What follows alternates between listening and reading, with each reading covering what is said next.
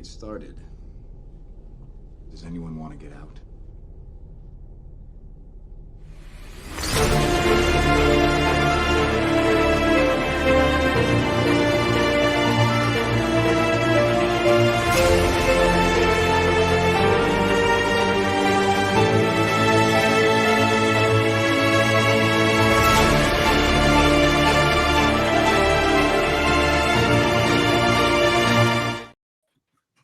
Hello, everybody. This is Nick Gibson. Welcome to a very special edition of Comics Watch Live. Joining me is my usual insulter in crime, Jared. How you doing, buddy? I'm fine, old man. And also joining us is the man who brings the heat, Jay Heat. How you doing? Flame on. Great to be here, man. Especially And last and certainly not least, we have our special guest. We have Gabe Eltaeb. Thank you for joining us, buddy. How you doing? Thank you, guys. Thank you. How you doing today? We're doing pretty good. well, dude. Okay, cool. So for like the one or two people who don't know you, how would you describe yourself? In what capacity? You're talking professionally or just in general, or what are we talking?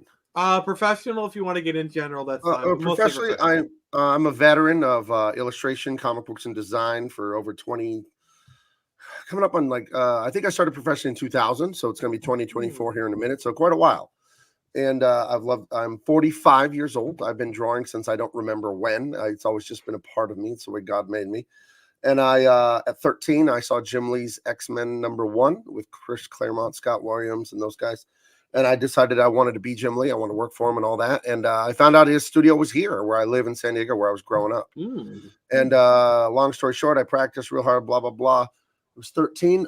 Jim Lee himself personally hired me when I was 29. So that was January of 2008. I worked at DC Comics on staff in the studio in San Diego for 3 years. They decided to focus on TV and movies, and they moved everything to Burbank. So I went freelance. Still worked for DC for like 11 more years freelance, and worked for everyone: Dark Horse, Image, IDW, Valiant. If you name it, I've worked on it. Just everything: Ghostbusters, Borderlands, Star Wars, Batman, Superman. If you can name it, I have worked on it. Transformers, G.I. Joe, all of that stuff. And I decided to part ways with DC after, on staff and freelance, 13, 14 years, something like that. I don't remember what it was. Because I just wasn't happy with the direction of things going culturally and politically. It was, I don't want to be negative, but just, we all know about the wokeness and all that. And I think as an artist, it's very important to respect art and realize that it isn't about us as artists and our egos, that art is a gift from God, and you're put here and given talents to make art in order to enrich people's lives. And I feel like woke social justice art it's anathema to that. I think it's self-serving narcissism. And I think just the fundamentals of art, just from the scientific perspective of how art is constructed, whether it be story or illustration, I think woke just breaks all those rules in a bad way, where the art is no good. So I think A, as a craftsman, it's bad art. And then B, as just a person, as a citizen, I think it's immoral art. So I went my own way. Started working with people like Ethan Van Sciver and all those the great Comicsgate kings and all that. I hooked up with Eric July, and I've done my own stuff too. Truth, Justice, American Way, and I'm in the middle of a great project. Thank you. You have it right there, Jared. Yes, that's right. Signed. Yeah. Oh, thank you. Yeah, I mailed out a bunch of those in the last 24 hours. There was people really want to get their hands on those because there's just a few left. There was the first printing. I'm down to 50 or 60 copies, on that stuff. Wow. Big seller. Yeah, we did really well on that book. And I have another project right now. I made friends with when he saw the, I guess it was a scandal. I was like globally viral for about 3 days. I remember that. Yeah. I mean, people were calling from like England and they wanted to interview me. I got a book deal, to write my own book about wokeness and comics and just all kinds of stuff. TV interviews. I'm going on TV again tomorrow. Just all kinds of stuff. And to really change your life from being someone with their head down at Warner Brothers, just like, well, I'm not woke and I'm not making woke comics, so whatever. And I ignored it, I think, for too long. And I was in denial for too long. And I think, Mark Miller's been talking about this very publicly in the last 2 weeks, which is so happy about. And he says, and I can verify because it happens to me too, pros reach out to him privately saying they don't like the cancel culture and the wokeness and all that. But we're talking about this before the show, Jared. Right. They're afraid to speak up. because you have a mortgage, you know, Yeah. like most people in comics are not multi-millionaires. Some of us do quite well. I've done quite well, but you got a steady paycheck. You're working on Batman. You don't have to look for work. You don't have to market it. You don't have to pack it. You don't have to ship it. You know what I mean? Like it's easy, and it's easy to be comfortable, and it's easy to be a coward and just say, you know what? I won't say anything. I'll just make this stuff, even though I don't like it, even though I like, and it just got to a point for me, I wasn't doing woke books, but they were just all around me. And then it just finally got to a point with me where they wanted me to do one. They wanted me to work on this Superman book that was just, I mean, it got canceled after like 8 issues or 12 issues or something. 18. So 18. Book. but I mean, it was ridiculous nonsense. And it's a shame because I think a lot of those people that give into the woke virtue signal and all that, they're talented artists and writers, but not when they make that kind of art, because again, it defies the laws of how art is made. And believe it or not, there are artistic principles. There are rules to art. I know people want to say it's this ethereal, magical thing, and it's all subjective. Absolutely not. Nope. Art follows patterns. That's why you enjoy it. The skill of an artist is to learn the patterns of nature and then successfully recreate them, whether it be storytelling, drawing, or whatever.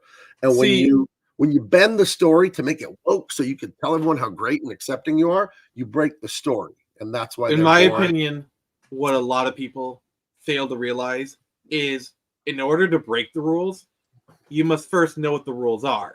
Right. You know? Like, yeah, you can break the rules, but you've got to know what the rules are in order to do it in a way that makes sense. Because if you don't know the rules, how can you break them? Like, it just doesn't make sense. Right. But I also think that woke, it's cowardly. You're not really respecting art. You're not really being yourself. They're not even being themselves. No. Because that leftist concept of virtue signaling, you're being very dishonest when you do that. And you're saying things for effect, recognition, and external validation. You're not saying what you really mean. You're holding back. You're living half a life.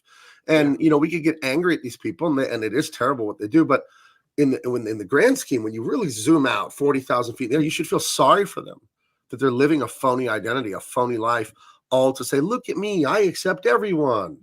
And they don't even mean it. And I always think like, they always have this victim oppressor ideology that comes from communism and Marxism. And it's like, I don't want to work at DC Comics and make stories that say, hey, black guy, you can't succeed. White people will stop you. That's evil to tell people things like that. Like, you're a victim. You are a victim. It's like, I was talking to Eric July about this the other day. He had me and the great Dean Cain, very good friend of mine, Superman from the 90s. Hell yeah. He's literally Superman. Literally, yeah. He's an awesome guy. Like off screen, like privately, like we're actually friends. And You're friends with Superman? We're like, There we're you friends. go. Just I don't want to go into detail and this that, but we're actually I get friends. it. We're friends. It's private, but we're actually very good friends. Like, send him pictures of my grandchildren, like my grandchild, and like talk like personal like men. We're actually good friends. But Eric had us on, and I was telling Eric the same thing. Like, I'm going to tell a woman or a gay person or a black person, like, you can't succeed. And like, here's Eric July setting the record in crowdfunding. It has nothing to do with his race. It has to do with hard work. You know, I'm a Christian, and Christ said in the Bible, in the New Testament, he says, I have not come to condemn the world. I have come to redeem it. And I have to keep reminding myself of that a lot because I get mad and I want to tell off of SJWs. So it's like, we really should offer them an alternative and help them. Maybe they never want to listen. Maybe it's casting pearls before swine. Maybe you do just give up after a while because they're not going to listen. But I think all this condemnation and being really mean back to them, it feels good, but like, is it working? I don't know. I think showing people a better way is much harder, but I think it could bear more fruit. But I don't know. It's all theoretical right now. Yeah, we're talking like long-term success versus like short-term success. Like, yeah, telling them off may give you like short-term success, like they back down or they be stupid, but like, are you really changing any hearts and minds? The best you've done is make them go walk away with their tail between their legs. You haven't really changed anything. Right. So I don't know. I mean, I come from a family. We got some pretty brainy people in my genetics and my family, and some artists too. It goes along together. My daughter's a stand-up comedian. She's been doing it since she was in high school, since she was 16, and she's 26 now. But I mean, like big time, like in Hollywood at the Comedy Store on Sunset Boulevard. She just won the roast battle there. She's won the roast battle a few times, and she's a great comedian. And I've always told her that art is holy. and it's for good. It's not for evil. You're supposed to make people feel better, give them hope, make them laugh. You're supposed to make their life better with it. You're not supposed to sit there and just hurt them and be selfish with your work. So, and that's a philosophy of mine that I have. I don't ever want anything that I make or put my name on to make someone's life worse. I refuse to do that, and that's why I had to walk away from Warner Brothers. And I wouldn't go back unless the leadership completely changed, and then they'd need to back up a Brinks truck because I make so much more money now independently. So, well, that's something I was thinking about recently, because I think one of the other reason why to echo what you say, Gabe, is that the reason why woke stuff fails all the time is because here's the thing, to a degree, and we hear this all the time, where like comics were always like woke on all that BS. The thing about it is that yeah, they were always like, you could kind of say they always had a political bent, but the thing about it is that they never made you feel worse about the world, because again, when you go to read a comic book, you're reading that to escape reality and feel better about your life. To your point, you're not opening a comic book to be reminded about like police brutality per se. Right. Yeah, and like I always say, like the biggest difference between the politics of like Green Arrow, Green Lantern run of the 70s, which is objectively very highly political, and what we have now is subtlety. Like the stuff we have now, they don't even try to hide the politics. It's like a jackhammer that they beat you over the head with. Versus back then, it's more like, hey, these are our politics. We're just trying to show you a different way, almost. And it's like it presents it in a way where it's like, yeah, these are politics, but they are not saying you have to believe what they believe, Right. I think there's two things going on with a lot of socialism and Marxism. There's a big culture of resentment that they have, and they just they hate when people succeed and work hard. Eric July is a perfect example. The amount of detractors he has for what he's done, and it's nothing but resentment. I was listening to an audiobook today called The War of Arts, and it was by what's his name, Pressman, I forget his name, but it's a great book, and it's basically about standing up to the resistance in our own minds. And he talks about haters and detractors and things like that, and he says what that really is in many cases is people very upset with their own life, and they really resent that they know they're living this half zombie life where they're too afraid to try. They're too afraid to get hurt, too afraid to risk and lose. And they see you or me or Eric July doing what we do, and they're like, damn it, I should have that success. But they're not willing to step out. When I work at DC Comics, I was a favorite of theirs. And the way it works, at least when you color and stuff, is you get like a 6-month contract. So they say, you're going to color the first 6 issues of Superman.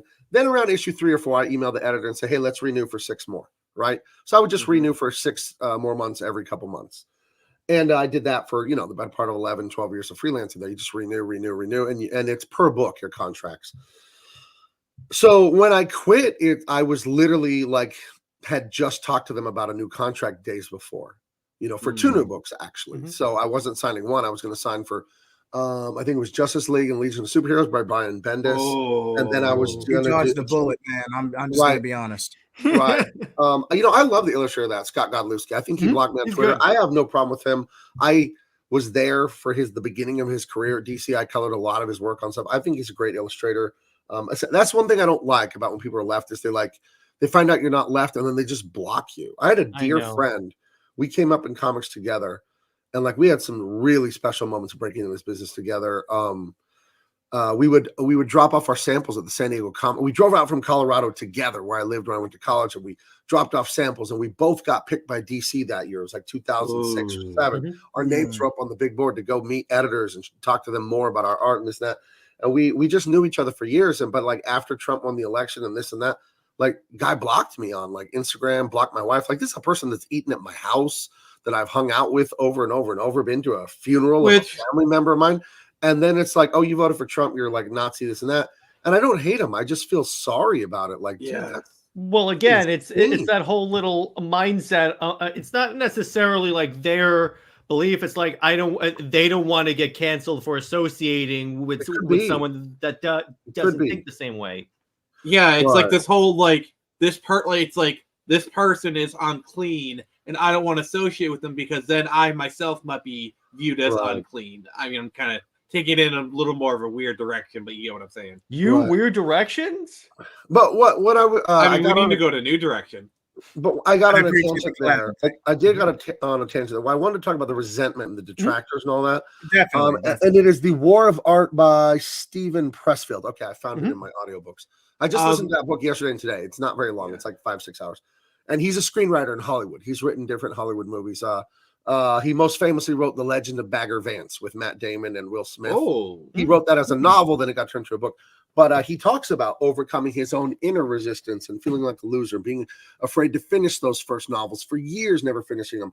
And I think a lot of people see what I've done, see what Ethan has done, see what just the big names in independent comics have done, and they get so resentful and so mad. And what I always tell people, Nick, you know this because we talk on Facebook. What do I tell you about your success? Because I see you growing. What do I tell you you need to do to succeed? It's very simple what I tell you. Focus on my success. Focus on myself. Ignore all the other noise. And just do it. Just daily. What does Nick need to do today? You're not going to be the Super Bowl champion in 1 minute. Would you stay? Rome was not built in a day, and neither it will Phoenix Press. I mean, hell, when I first had you on my show, it was like I was like sub 100 subscribers, and then you just take small, steady steps, and then eventually you will grow. You just have to have. Here's ultimately what it comes down to. You have to have passion about what you're doing because then you're willing to take that journey. Yeah, it's like I say this to everyone else. Like I've been asked the question, like, what do I need to do? And I say, write with passion, write well. You know, it's like you need to do stuff with passion. And Gabe, I just want to say, like you kind of touched upon this.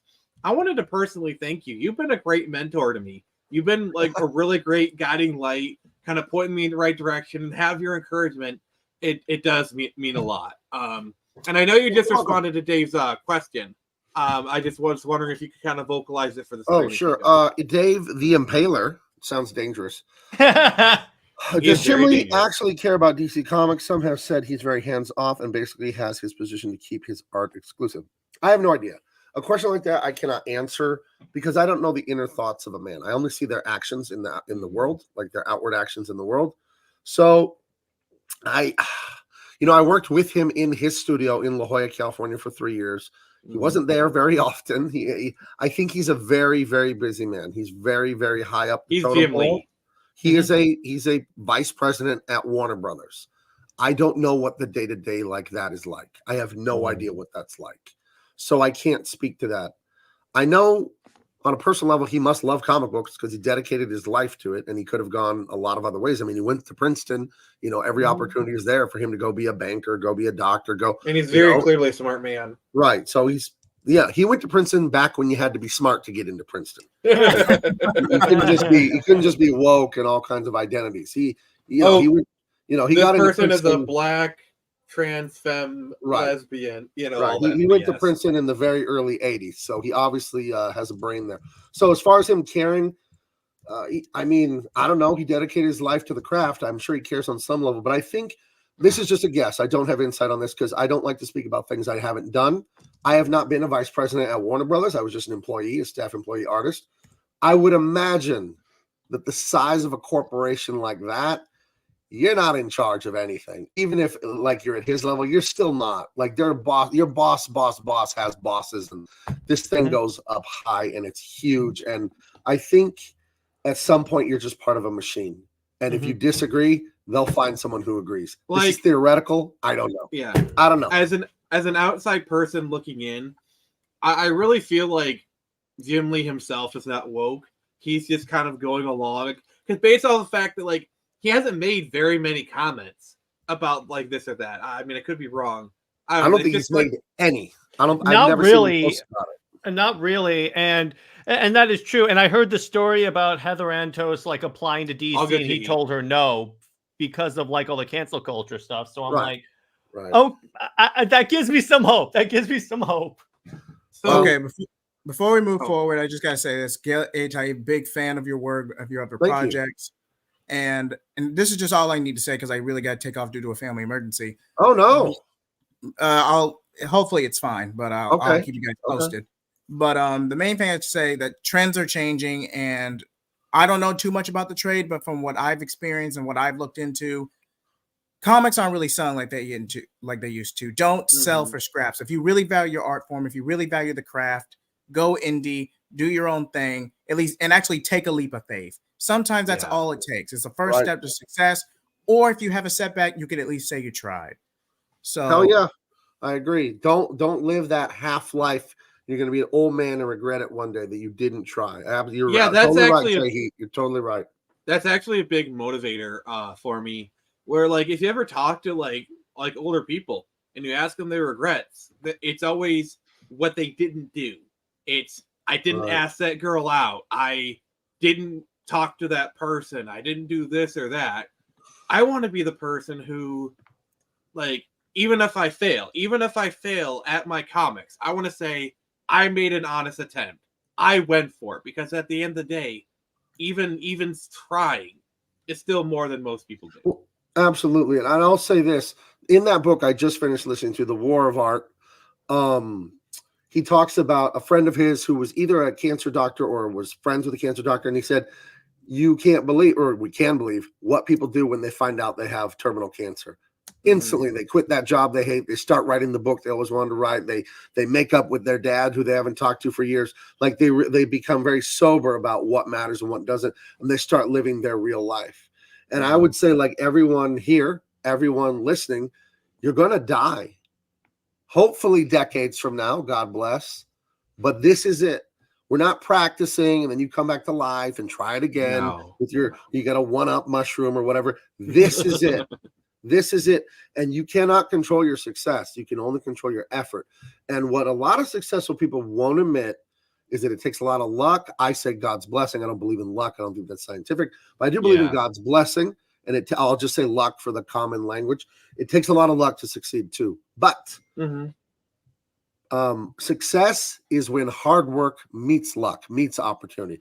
I could not control that Jim Lee was looking for a staff colorist in the fall of September 2007. They put out a call for a colorist to come to California and work in the studio. I couldn't make him have that job opening, but what I could do is be practicing my art from a young age and be ready when the door opened. And that's the thing about sticking to it day to day, Nick, how I told you the way that Phoenix Press will succeed is you just stick to it day to day. And one day the starting quarterback's going to twist his ankle and they're going to push you in the game. You better have been practicing the playbook. You better be reading it. You better have been staying late. You better be ready, because you're going to get pushed out on that field one day. You can't control getting pushed on the field. You can control being ready when you get pushed on the field. Agreed. So it's like what they say, behind every overnight success is 10,000 hours worth of effort. Sure. Right. So just, I think, again, that's where that resentment and the weird detractors of like Ethan and Eric July and all those weirdos that hate them when you succeed, it's because I think on some level they know they're living half a life. They're living scared. I think a lot of people, they're afraid to come out and try something, and it instantly isn't a $1 billion franchise. The first thing, it's like, well, come on. What's the craziest thing for me is Jeff Bezos. Hold on, I saw Jeff Bezos in his original Amazon office using like 3 extension cords to power his computers in his office, and he's sitting there filling orders to ship people books in like 1996 or 7 or something like that, and he's having to daisy chain extension cords together. You know what I mean? Like, we all start from nothing. It'll grow. Be patient. Don't be embarrassed. Well, not only that, you also have guys like Mark Millar or Ethan Van Sciver. None of those guys started off as like these massive like comic creators. They had to start at the bottom and work their way up. They just happen to be talented enough and passionate about it to put the work in. Absolutely. So speaking of passion, Gabe, like we talked about like being passionate about comics. What is it about comics and like superhero comics that interests you so much? Like, what is it that makes you care so much about this medium? Like, what is it about it that attracts you to it? It's very, very simple for me. I just like drawing. I love to draw, and I just love looking at drawings. That's all it is. All the other stuff on top, the secret identities and the superpowers, that's all interesting to me. I don't even need it. I like, if you come to my house, I have so many art books, so many of those IDW artist editions and all that. To me, comics really are just those black and white inked pages. That's what they are. I don't need the color. I don't need the letter. I don't need the story. I just love drawings. I have tomes of Frank Frazetta work, Wally Wood's work, Roy Williamson's amazing. Like I think it's Empire Strikes Back adaptation from the early 80s. Like every birthday or Christmas, my wife and kids, they always get me another one of those giant IDW artist editions. I love art books. I love them. I love them. I have so many books from painters, illustrators. My art book collection ranges from Van Gogh to like the video game series Breath of Fire. Like there is no in between. Right. So yeah, that's what it is for me. I just love drawing. That's just how God made me. I just started drawing before I can ever remember, and I just love to do it, and I love to look at it. And as time progresses and I get more and more successful, better off financially, and this and that, I told my wife, I'll never stop working. But eventually, I would get to the point with art where I don't even know if I would publish anything, because I don't do the art necessarily to garner praise from an audience. I do it because, I want to spread a good message and entertain people, and then the financial aspect and all that. But if the financial incentive is gone, like then that's when you're free, like free. And you can just be a pure artist, in your studio. And just like I heard Kanye West say that he performs from an audience of one, God. That's it. Again, the Bible says, do all your work. Like God tells people, do your work as unto me, like you're doing it for me. How would you do if you were doing it then? What kind of a job would you do? So to me, it's like I told you, like I told my daughter about art. I said, it's holy and we're lucky. You should be humbled that we're artists and we're good at it. Because I think there are artists, and it really disgusts me to see this, where they're kind of like, you may kiss my ring. They're very like king and peasant attitude towards fans and customers and all that. Like you see it right now. The cancel pigs, the woke people, they're like, when I write a story, I will not cater to the audience and blah, blah, blah, blah, blah. I will give you my mystical words of wisdom from the high mountain. It's like, who do you think you are, dude? Well, look at how they treated Glenn O'Leary when he was calling them out. Is like, stop putting yourself in the characters and write the characters as they are. And they were like making fun of his appearance. Right. Yeah. A Hallmark, like literally when you make fun of your appearance, that's an instant win card. Like, all right, you just handed me the win card. Thank you. Which actually is hilarious because comic book, correct me if I'm wrong, Gabe, but comic book retailers are who these companies should be relying on because they distribute. They are your first customer, and the fans are your second customer. Yeah. You got to convince the retailer, hey, retailer, this is going to make you money.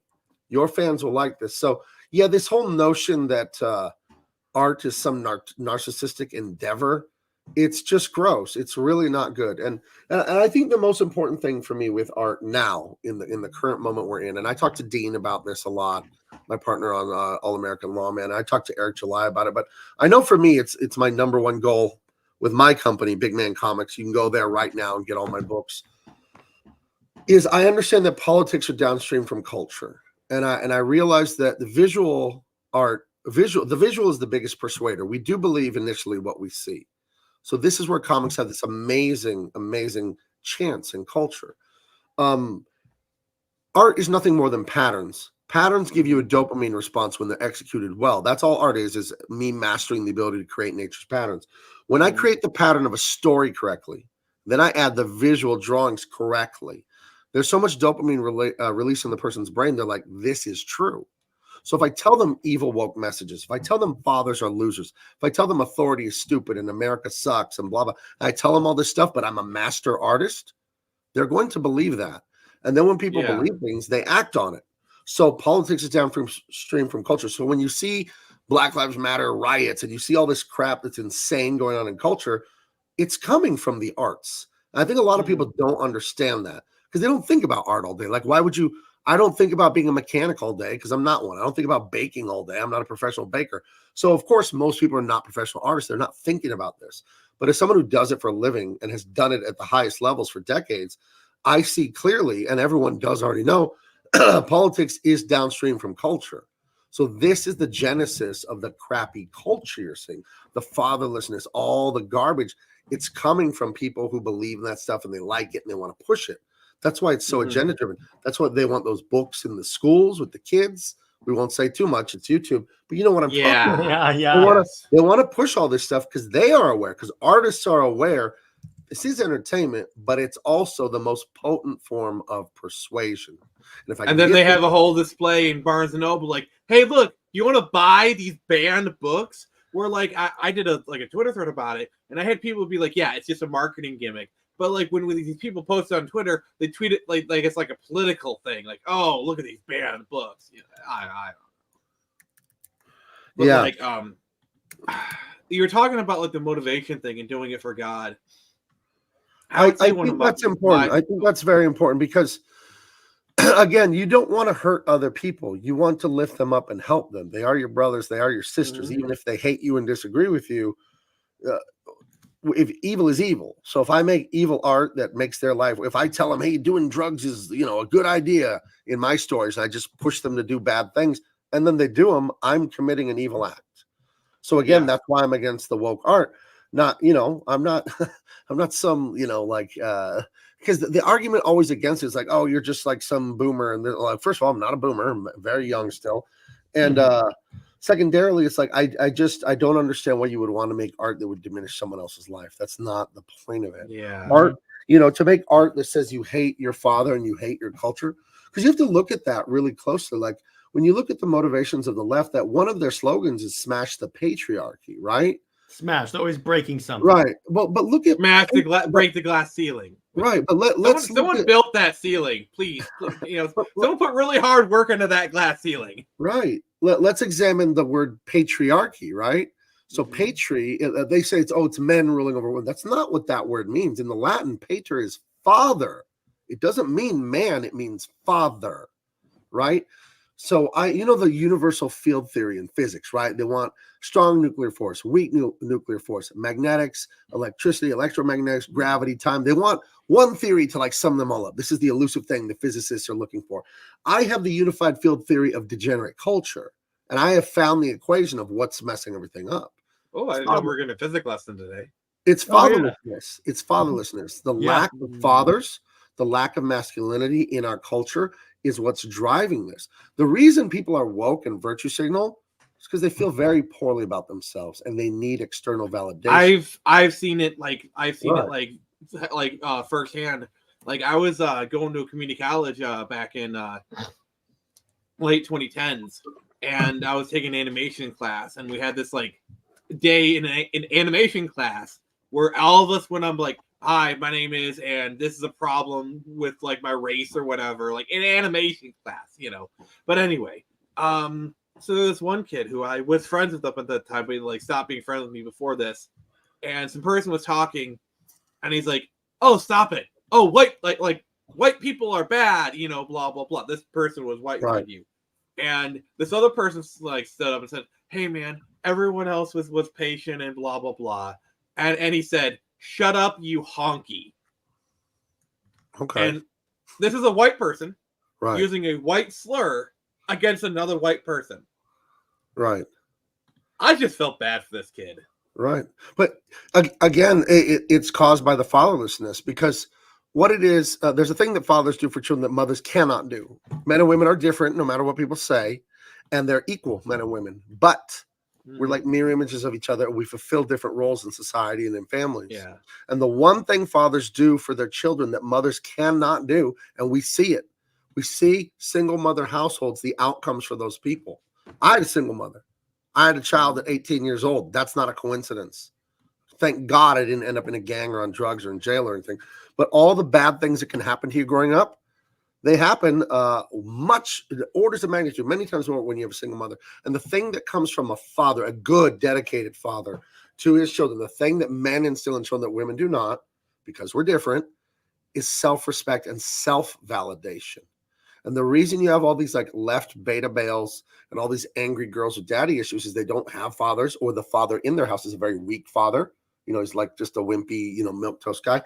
And you won't have that internal validation where dad says to you, hey, Nick, that's not how we do things. Now go back and do it again. And dad's hard on you, but he loves you. And when someone is hard on you and they love you, you feel so much worth. You said, oh my God, I was worth this guy's trouble. I was worth this guy having a weird conversation with me that he didn't want to have. I was worth it to him. And you understand your worth as a human being. And then you don't go out and say white people are trash, because you say white people are trash, so the crowd will clap for you because you're the enlightened one. It's external validation seeking. It's very weak and it doesn't fulfill people. So again, my unified theory of what's happening to all of it is the removal of the father from the household. It destroys people, you know? Yeah, and to kind of build off of that, when you have that like tough on you father, when you finally bust your ass and like to actually do something to the point where he says, "I'm proud of you," right? It is still internally validating because you know you earned that. It's not him giving you that validation; right. It's him acknowledging your effort. Absolutely, you're right. Acknowledge. It's not him giving you praise. Acknowledging it. He's not giving. You're totally right. And mothers don't do it. And this is nothing wrong with women. It's not a criticism of women. It's just not their role, and it's not how their brain works. If something grew in any of us, we're men. We can never understand what it's like to be women. But I would imagine if a creature grew inside of me for 9 months, came out of me, and then I fed it with my own body, it could never do anything wrong in my eyes. You know what I mean? Like, and that's nothing wrong with that. It's perfect. Women are supposed to love children that way. This is God's design. It's again the balance between men and women. And there's that saying we have culturally. See, we know these things culturally. The left tries to pretend we don't know them, but there's the saying, "A face only a mother could love." That's saying no matter how crappy you are. You're talking about Jared's face, right? Hey, speak for yourself, old man. Mama loves you no matter what. Dad loves you, but Dad's going to call you on your BS. Yeah, he will. Because Dad, and the great thing about Dad doing this is you will realize you could be more than you ever dreamed you could be. And I really do feel sorry for the men in our culture that never had that. And they become introverted. They become passive aggressive. They're slumped shoulders. You know, they're schlubby guys. And they're so filled with passive aggressive rage. Yeah. And they don't feel any validation. Dad was never there. Didn't come. Christmas, birthdays, nothing. Complete deadbeat, just awful. It's complete child abuse. And they live these fake lives where they don't understand that to be a man is to be bold and to be brave. And I think to be the one to speak up, you know? Yeah, I think another big thing is kind of like the therapy is like almost 100% geared towards like treating women. Because like the therapy profession is almost all overtaken by women. Right. And like the way that you cure women depression is, "You're awesome. You're great. You're beautiful." Right. That doesn't work with men. You want to know how you cure men depression? You give them a shovel and tell them to dig a hole. Right. Well, I mean, here's the funny part. We just had a good example of this. When guys are being nice to each other, it's like us saying, "Hey, a-hole, what's up, dude?" You just make fun of each other. But you know, my brother was going through a divorce like 7 years ago. He was living at my house. Nothing was going right for him. And the car that I bought my kids with a bonus, I got a bonus from It-Comix, my first bonus ever. I get a quarterly paycheck from them for royalties. I still get it. I get it after 9 years after my death. My wife can keep collecting. That's contractual. And I bought my kids a Toyota Camry, a used one to drive to high school. This is like 7 years ago. And the brakes were out. And instead of taking it to the mechanic, I said, "You know what? To my brother, let's fix it ourselves. Let's go in the driveway." We took it all apart. We got to this one part where you needed this special tool to push in this thing that was really, really hard to push it in to get the calipers on the brake. I drove to the auto store to go buy the part. I don't think they had it. I come back and my brother's in the driveway like doing a dance. I'm like, he's like, "I did it." I'm like, "What?" He's like, "I got the screwdriver and I was blah, blah." And he fixed it. And like what you were saying about curing a man's depression is like achievement, overcoming the obstacle. That's what men need. There's an old French saying. It says, "Men must do, women must be." And women have intrinsic value because men we see their beauty and they can make people. That like blows a man's mind if you stop, and it should blow anyone's mind if you think about it. So already they're born with a value. Men are born with no intrinsic value because we have to do things. We have to achieve things. I mean, look at the pyramids in Giza. Do you think a man wanted to leave his mark on the world, say, "Hey, I was here. I did something"? Yeah, and that's kind of a thing where it's like, women are born with that intrinsic value, and men have to create their own value in the world, and I think that's hard on a lot of young men. And it should be. Would you have it any other way? Anything good is hard. You know? I've said this before. The best things in life are earned, never given. The very you want something in life, you have to take it. And I don't know, just I'm very in tune with like the men's mental health crisis, and I feel bad for a lot of my fellow. Horrific what's happening out there. But But it's again my unified theory. It's all about fathers. yeah, And I think, I talked to my brother about it because he's divorced and it's a tough thing for him, but he's rebounded. He has a good job. He makes good money, blah, blah, blah. But, and I talked to him because I've been happily married for 27 years as of last month. Ooh. I got married I got married when I was 18. Thank you. Wow. And, you're a success story. All of this MGTOW and all this stuff, I don't understand it because, again, you don't truly understand anything unless you do it. Okay, you can understand it intellectually. Like I could read a report and like understand what I'm reading, but I don't understand it because I didn't live it. You know what I mean? And I make a very big distinction in my mind between the epistemological and the technical. And the technical is life experience. So I talked to my brother about it. I said, how do we fix it? Because he tells me the dating scene, he's 47, he's dating, and he says it's a nightmare. And I see young people. I see my son who's 24, very handsome, great job. He was dating and he quit dating for like a year and a half. He said, Dad, there's nothing good out there, but now he's found a real nice girl. Actually took her to church. And I mean, the good women are out there. Just the problem is they're getting harder and harder to find. That's right. Really the problem. But again, I don't want to get on this anti-woman feminist thing that a lot of right-wing people do, because I would tell the men, all the men complaining about feminism and all the high body counts, all that, I would say that is in a way our fault, because I really believe women cannot go where men will not lead. The society is led by men. If you don't believe me, ask your wife or girlfriend what she wants to have for dinner to pick a restaurant. They won't be able to do it. They don't. And again, Gabe, I was literally dealing with this last night. Oh, gee. I was literally dealing with this exact situation last night. This is a good thing. This is, again, a sex difference between men and women. Women expect us to lead. That's a natural role we have for them. It's not to boss around. Hey, bitch, do this. Like, no. That's not what anyone means by lead. When I think of leading, I think of a patrol leader, like in a platoon in an army. He's there with his own rifle in the front of his own men, willing to be shot first. I don't mean the guy back in Washington, D.C. sitting in the Senate or the Congress sending other boys to die. I mean, you're on the ground with your troops. That's what being a father and a husband is. I mean, in reality, you're saying to your wife and kids, you're walking through the jungle with your machine gun. You're saying, follow me. That's what a leader is. Yeah, what you're talking about is the ones who lead by love. There are two types of ways to lead in life. You can lead by fear, which is what like a lot of the like crappy leaders do. Right. But the problem is leading by fear is as soon as that fear is gone, they're out of there. Right. Also, hey John, nice to see you, buddy. But like we're talking about is leading by love, leading in the front, earning the loyalty of your followers. That type of love that your followers have for you, they will follow you into hell itself if you ask them to. Right. And notice I said ask. Right. Well, I coached football forever. I played it in high school. We did very well. My high school won the championship twice while I was there. My son then played, and they won 3 championships, the state championship in California. And one thing I coached, and every team I've ever coached, Pop Warner, like Little League football, always won the championship or made it to the championship. Every team I ever coached. And one thing I understand about coaching, and this is fatherhood and leadership and all that, is what you're saying, leading with love. People will resist you when you offer advice and leadership if they don't know first that you love them and care about their well-being. People have to understand that they're heard, they're understood, and they're believed that at least they may not be right, but I know you feel that way. Maybe you're wrong, but I hear you. I know what you're saying, and I am concerned about you. And I show it with my words and my deeds. Once you have people there where they understand you care about their well-being, they're much more apt to listen to you and follow your leadership. So I do think that is what's missing from society, is we don't have a family-oriented culture.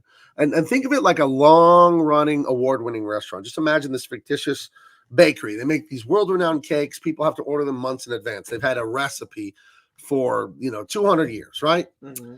What if we just changed the ingredients? We got rid of the great, heirloom wheat and stuff they use for the flour. We get rid of these special cows to make the butter for the frosting. We get rid of all their tradition, and we try to make the cake with all new ingredients. It will not be the same. Mm-hmm. And we're trying to make the abundance and the beauty and the success of Western culture, we're trying to make it with new ingredients, and it isn't working. There's nothing wrong with progress and improvement, but when you erase history and try and say history started this morning and I know everything, you're going back to zero. And when you go back to zero on your progress, you're going to have to relive through the mistakes and the hardships to get anywhere. And again, that's a huge problem with postmodernism. It wants to reject all tradition. And it's like progress is standing on a mountain of tradition. That's why they're traditions. They work. Like, speaking of tradition, do you remember when this happened? When McDonald's dropped that like literally like what was it, 5 seconds of animation and literally let the entire Western world on fire? Like, there's people who loved it and people who absolutely hated it. I thought it was beautiful. I thought it was like just a beautiful, like, you remember that, like, that animation, like the it was about a month or two. It was like 2 months ago. Yeah, it was nice. Yeah, the cute kid. It was great. But this world of like dystopian anger and constant people being on fear and on edge, it's being caused by a lack of family culture. That's what's happening. Go back and watch 80s and 90s movies, which I think was the pinnacle of Western civilization, because you were still a Judeo-Christian, like family-oriented culture, but you had a little bit of modernity. You had a little bit of computers, a little bit of, like stuff going on that was pretty modern in the 80s and 90s. And we weren't woke yet because we were still married with fathers and mothers and children. And that was still the standard. And now it's just not the standard. I see so many young people, it blows my mind. They don't want to have kids. No. They're like, they get married and they're just like roommates forever.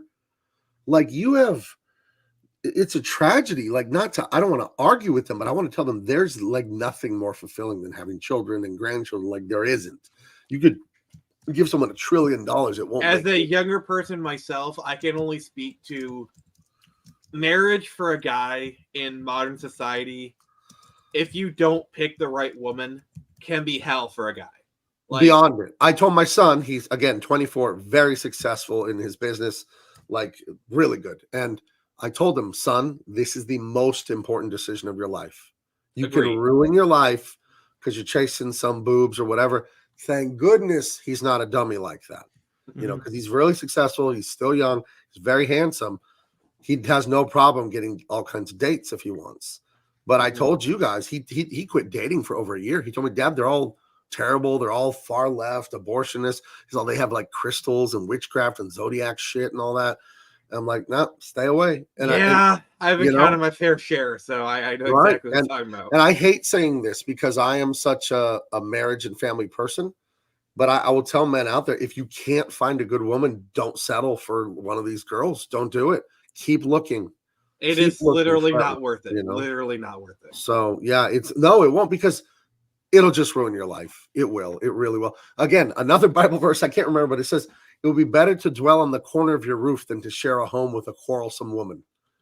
Even God said, if the woman's nagging and arguing with you, this is not good. You don't want, because here's the thing. The women do make the home. They make the home. And if the woman is great, the home is great. If the woman is my wife, Stella, female dog, your wife makes your home amazing, and that is still a thing, Well, my wife, she's not Western. She's born in America and all that, but she's Native American, Mexican. Grew up on the Indian reservation. Grew up dirt poor on the Indian reservation, and they didn't have TV growing up. They're in church 3 days a week, so she just doesn't have any of that feminism or woke stuff in her. My wife's idea of a good time isn't girls trip and drinking a box of wine. Her idea of a good time is putting on Carhartt overalls and going in the back and working on the chickens that we own in her garden. Like, she's squared away. You married a keeper. Oh, you telling me? You telling me? I'm happy for you, brother. I am happy for you. Yeah, you won the lottery there. I am so happy for you. I did. I got blessed by God. I really did. A lot of success of being blessed. You both are. So I got she's absolutely traditional. She's obviously Christian with me and raising our kids, and then now we have a grandkid that way. And I'm the leader, and she is my first mate. She is my right hand. I don't bossing her around. I don't own her. She's not my slave, but she understands that I'm supposed to lead and she's supposed to support. And we're in harmony. We're very happy. I couldn't be happier. And I feel sorry for all the young people out there that don't have it. Because what we do with comics and movies and video games, escapism is fun. But there's a point where, like, hey, that's enough escapism. We need to be in the real world doing things too. Because that's the allure of video games and comics and movies is too much. And if you're in there all the time because the real world sucks, I would tell you it's your job to make it not suck. You know, as a man, I mean, it's your job to games are go great. dig a well or whatever you need. You know, go make Video it games work. are great, but sometimes I just want to split some wood. Right. So how did you meet Dean Cain? Like, how did that come about? He messaged me on Twitter because he saw the big scandal with DC Comics and me when I came out against them, and he followed me. And then I private messaged him, and then we talked a little, and he gave me his number, and I called him, and I was curious what he wanted, and I was like, "Hey, what can I do for you, Mr. Cain?" And he said, "No, what can I do for you? I want to promote what you're doing." He said, "I want to work with people like you that are trying to make a difference here." If you know anything about Dean and you look at like what he posts and what he's doing, he's always trying to do charity, to promote this, to promote that, always good things. Like he's one of the best guys I know. And his father must be, I think I'll meet his father sooner or later. I'm going to go out to Vegas and visit Dean soon. But, and I hope his dad's there because they live out there too. But his father was the movie director, Christopher Cain. He directed Young Guns. He directed a bunch of movies back in the 80s, his dad. But the way Dean is, he's such a squared away guy, always doing charity, always helping people. And it's like genuine. It's not a put on. It's not, are the cameras rolling? He does so many charitable things that don't even make the press. You know what I mean? So I'm very he's like a big brother to me. He's 12 years older than me. So I'm inspired by him all the time. You know, like, oh, wow, he does this, he does that. And I won't even say because he doesn't publicize it. So I don't think he wants to brag and have it out there, but he does. You guys have no idea how much time he spends doing charitable, good stuff to help people, help families, help just all kinds of stuff. And but Dave the Impaler does have an important question. Did Dean Cain give Gabe Eltaeb a signal watch? No. What is a signal watch? Am I missing something? It's Jared. Just go ahead. You got this. What happened is that Superman gave Jimmy Olsen a signal watch. If he's needed, he can show up. I don't know. I'm a lot bigger than Dean. Maybe I'd be saving him though. Jimmy Olsen saved Superman. Then. Oh my God, I would read that comment. I would read that absolutely. Yeah. So I have a question. I have a question for you. Since you're a big Superman fan. Jared's giving me the look. What is your opinion on Lois Lane? Oh God, no. I think I worked on the Lois Lane book, and it was nominated for a GLAAD award. When people call me homophobic, I always laugh. Yeah, I know. Like the first book I ever worked on for DC was The Midnighter. He's gay as hell, that guy. And then I worked on Lois Lane like a year before I quit. And it was written by the super woke, like Greg Rucka. He's a great writer. He is a pretty far leftist dude. And I thought a lot of the stuff we did in the Lois Lane book was really good. And I think the issue that got nominated for the GLAAD award, I wrote Greg Rucka an email saying, this is one of the most heartfelt scripts I've ever read. It was the funeral of Lois Lane's father, the army general or whatever. I forgot what he was. Sam Lane. Yeah. And he died. And then it was all these flashback memories of her childhood and sneaking out at night. And she loves her dad and she's arguing with her dad. And it was so powerful and so beautifully written that I just stopped and wrote an email to Greg. And I said, this is amazing, dude. This is such good writing. So I have a positive memory of working on the Lois Lane book. It wasn't an action-packed book. She was more of an investigator and a reporter and all that. There wasn't a lot of punching and fighting. But my memories of Lois Lane, that's about it. I don't know much about the character, to be honest. Well, but that was my experience working on it for like 10 issues. And it was good. And I thought the art was pretty good by Mike Perkins. It was pretty cool stuff. It was good. So I enjoyed it. The reason why Nick asked, because I have a reputation among our friend group that I absolutely abhor the character of Lois Lane, because the way DC writes her a lot is that she is the Mary Sue of the Superman books. Like, case in point, somehow she was able to use one of Batman's bat suits like an expert. And I'm like, well, that's stupid. But I always felt Superman worked better with Wonder Woman because, as I've said on my show, it's like essentially because they represent the equality between men and women, because you have the most powerful man and the most powerful woman, and they both represent the good qualities of both the genders. You had to go there. I would like to see Lois Lane versus Wonder Woman in a fight to the death over Superman. I would write that book. Hell yeah! And that needs to be Super Wonder Legacy episode. So John has a pretty fun question. You don't have to answer this, but if you had here's my question, Gabe. If you had the chance to have a cage fight with anyone in comics, dead or alive, Who would it be, and who do you think would win? It doesn't matter who it would be. I would win no matter what. Yeah, there you go. See, exactly. You guys don't understand. I'm the toughest guy to ever work in this business. Yeah. I just am. I'm an artist, but dude, I'm a football player and a football coach. I still weightlift 4 times a week as a 45-year-old. Like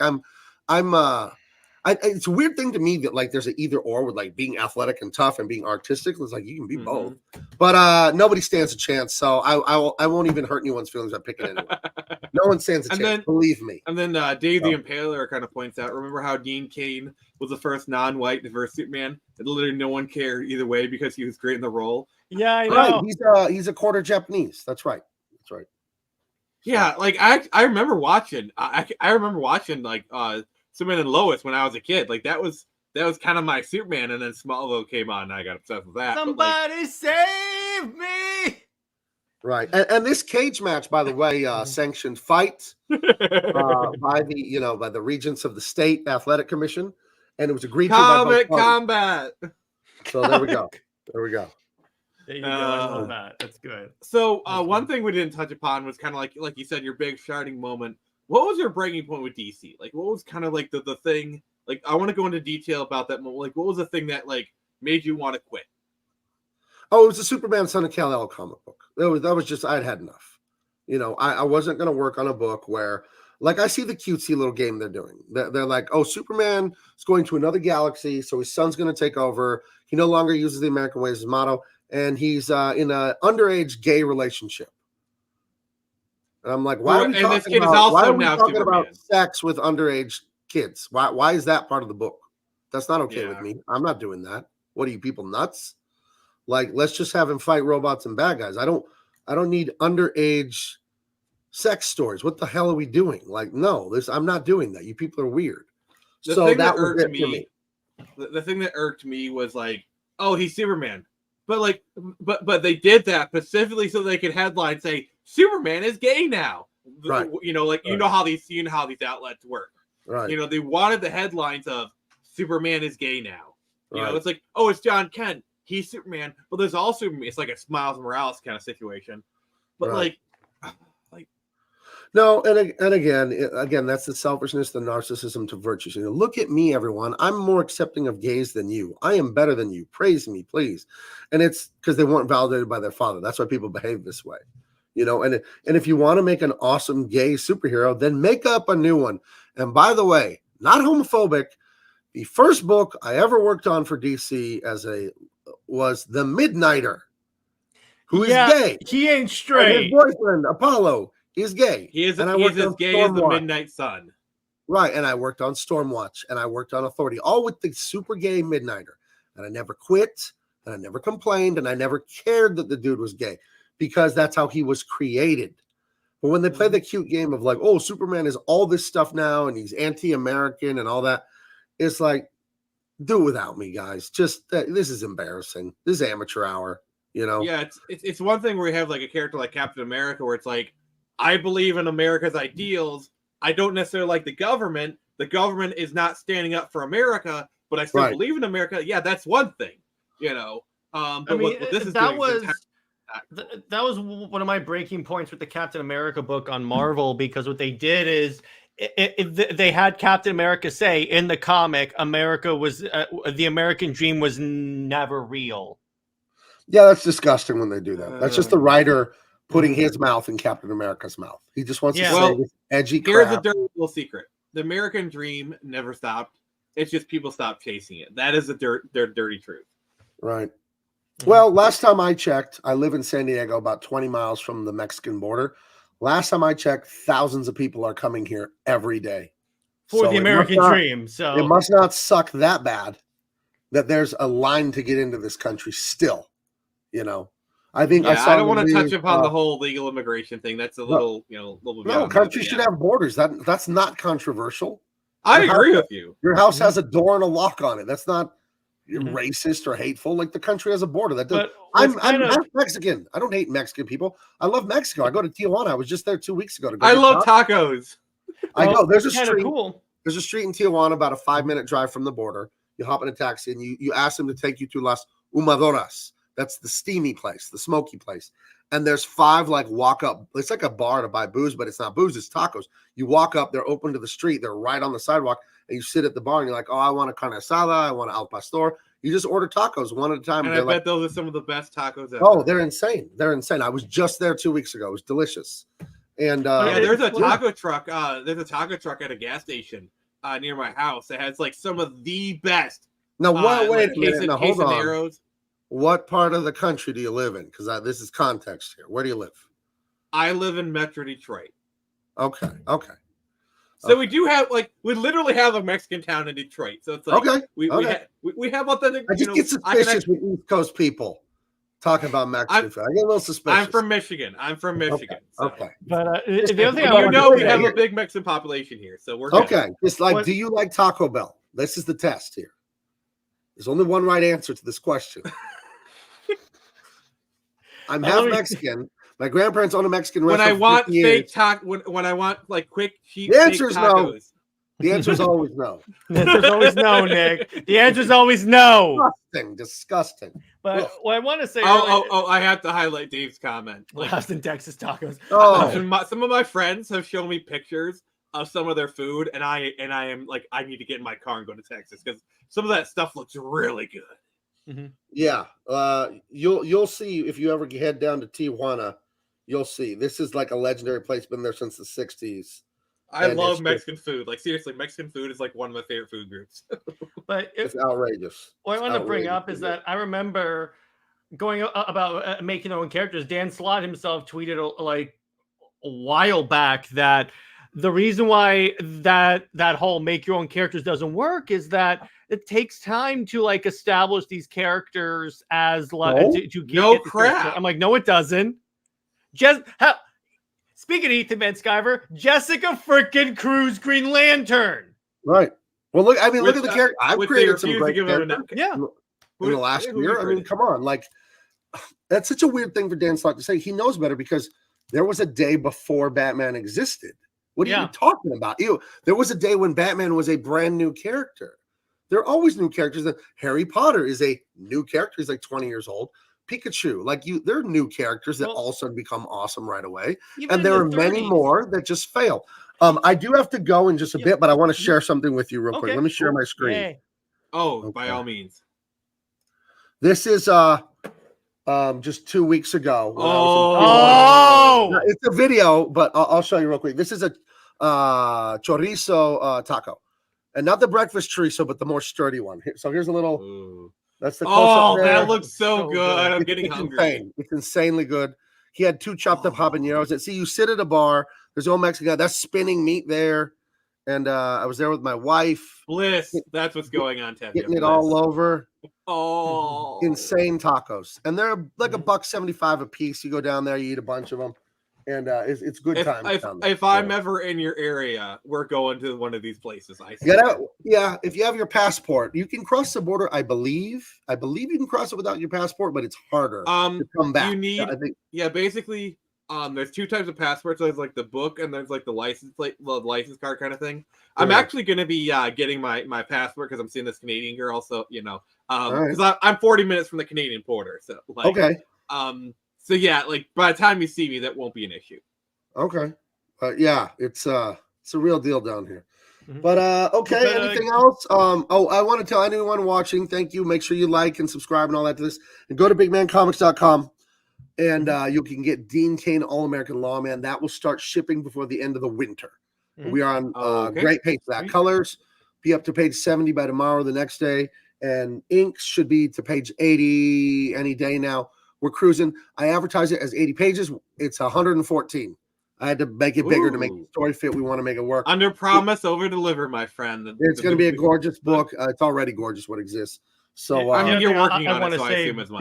Before you go, Gabe, is that it's like even with my channel, it just recently got monetized, and a lot of that is because of like guys like you just came on the show and just hung out. So I really appreciate that.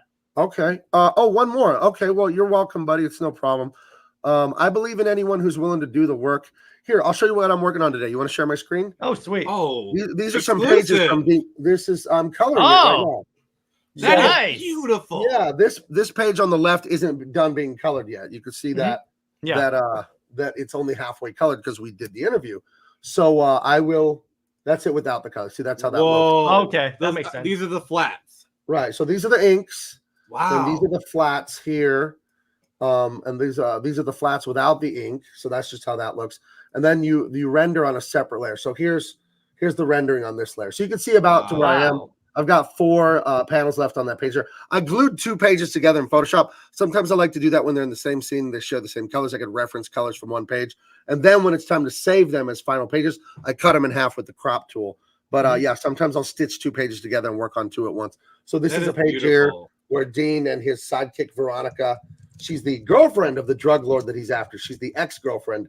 They've got some stuff. They're talking about some things. It's a really fun scene where they get jumped by the bad guys' henchmen. They're trying to kidnap her and Dean, and they end up in that helicopter, and she ends up accidentally making it take off.